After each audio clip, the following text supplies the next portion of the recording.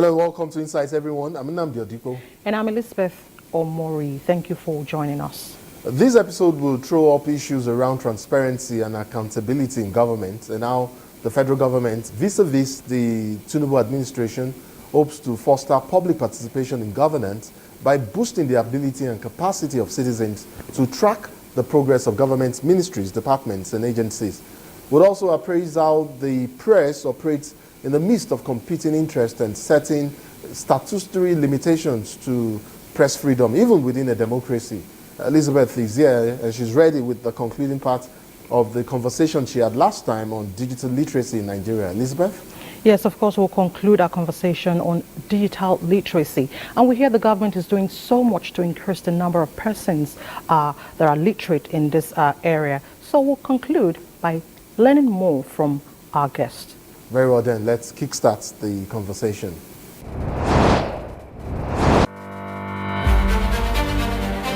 Whatever the issues are, the National Assembly is constitutionally empowered to scrutinize, however complex or intricate. We have involved all the academia, the members of the academia. We have involved the academies. Be it government policies or in fact any issue of public concern. Our job is to help you gain clarity and make sense of it all. This is not really healthy for our democracy. There's a lot of aggrievance in terms of who has been in power longest and who becomes the governor of the state. It's also in the quality of food being consumed. After all, perception is insight. And gaining understanding is also getting insight.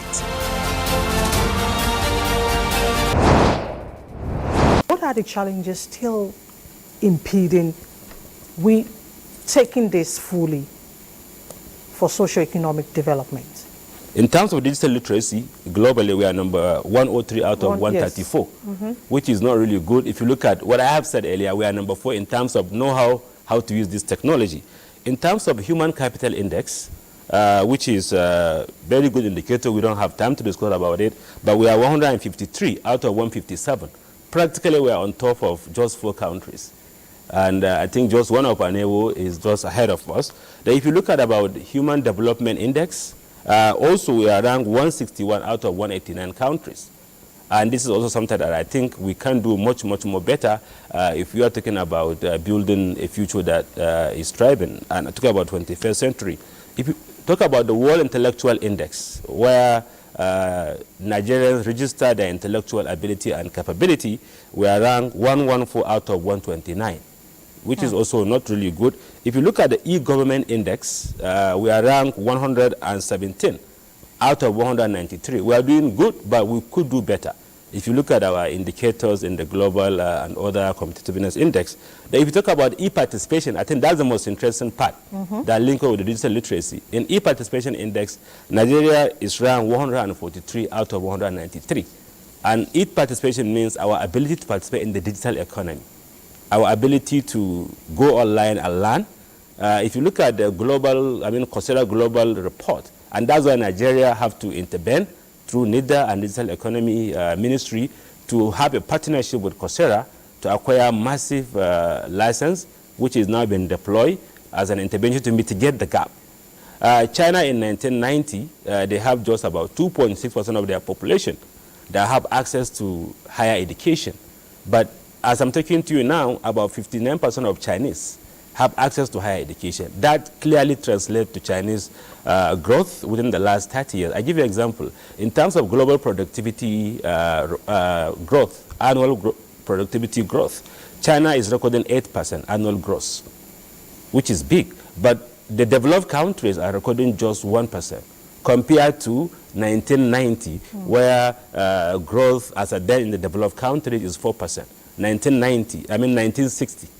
Now, 2004, annual productivity growth is 1%.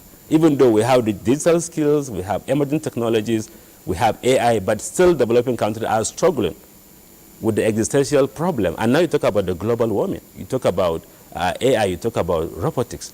So I think there is a lot of work that needs to be done beyond just the government, beyond just the university, academia, beyond the industry. The society must embrace, and I think that's an area where our churches, our mosques, our political party must push it hard to evangelize people to think about translating this know-how and competency into value. You know, many nations are really racing to see that they achieve 95% digital literacy by 2030. And this is not devoid of hurdles which need to be addressed. Can we achieve this before 2030? Can we achieve this goal? Yeah, I think I may not say no, I may not say yes, because this 2030 is the SDG target.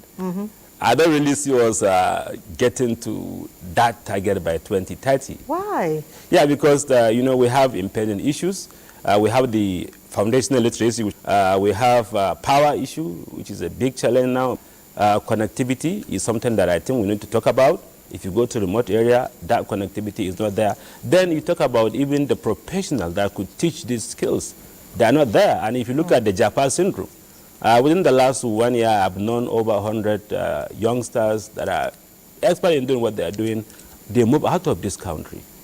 Although it's not a barrier, because most of the technology you could learn on your own without having to go to school. Then the other issue is other existential threat. If you look at the dollar, in Nigeria, even though it's improving, but the dollar rise made many Nigerians not to be able to acquire these new and emerging technology tools. I think Nigeria needs to really do something around developing indigenous technology for us to accelerate access. All what I want to say for us to get out of this is to have a multi-stakeholders approach, bringing the industry, the academia, the society, at the same time looking at our environment. You know, as we digitalize more, and if you are not getting into a greener approach to digital economy, we will create a big problem because this digital economy consumes a lot of power, and with that also create a lot of stress to our natural resources. Now, from your explanation, and if we are to consider Nigeria's vast population, how do we drive digital inclusion? Now, let's take it from the angle of the government this time around. Yeah, I think the federal government is doing very well. I must acknowledge the Nigerian government, from Yar'Adua to Jonathan to Buhari to even the current administration. A lot of work has been done.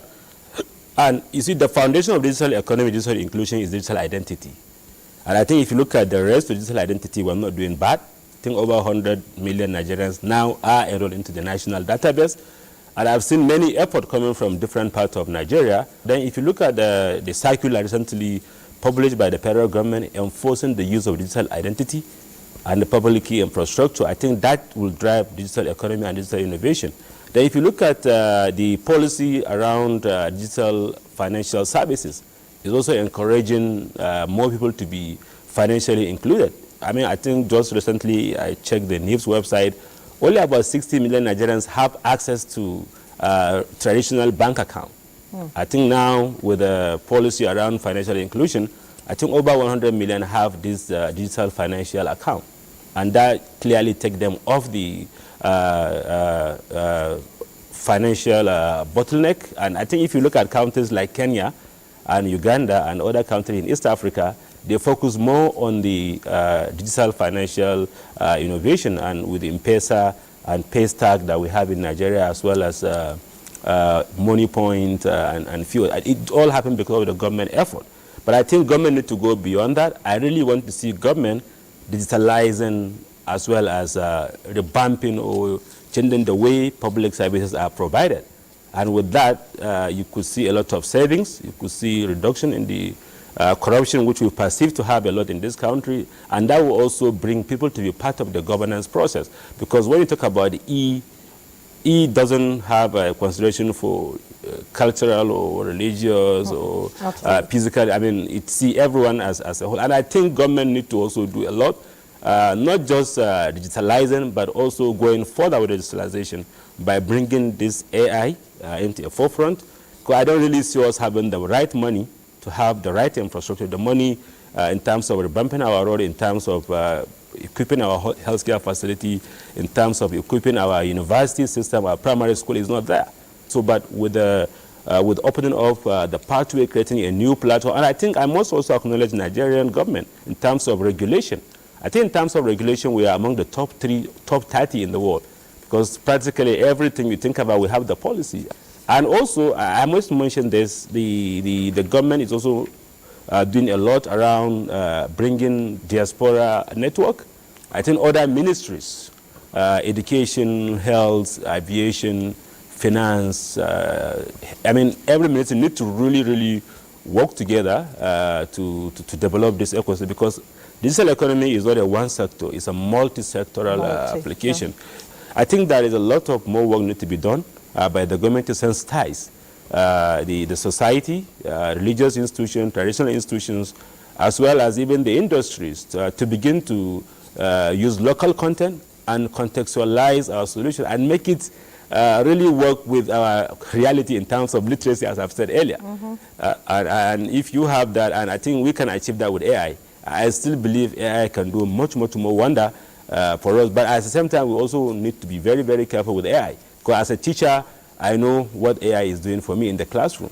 Because my students practically, I think, they know how to use this tool much more bigger than us. So we need to really have a regulation around how this AI has been put in place, as well as having incentives to support innovation, to thrive within our own local context. And I think it's important we go deep into the remote area by equipping our teachers with these skills, because they are the leaders that are championing innovation in our schools. So it's important if teachers are given the right tools. At the same time, if our religious institution could be carried on board, because religion have a lot of very strong impact. Yeah, impact in what we do. So I think it's important, as we talk about the next prayer in the mosque or the next sermon we have in the next, in our church, it's important we begin to have, even if it is 5 minutes, just to talk about this.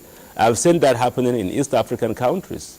And if you look at the other indicators of the SDG, I think I'm an SDG advocate. I've worked around 4 goals of SDG since inception. And we have gathered and curated a lot of data about Nigeria.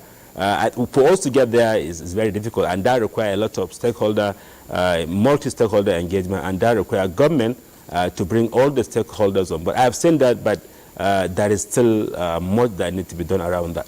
More needs to be done. Dr. Islan Kanya, Deputy Vice Chancellor, ICT Research and Innovation-Based University, thank you so much for your intellectual contributions on Insight this week. Thank you very much. Thank you very much. And that's it on this episode of the program. To join us same time next week for more on Insight. My name is Nnamdi Adipo. And I'm Elizabeth Omori. We'll see you next week. Bye for now.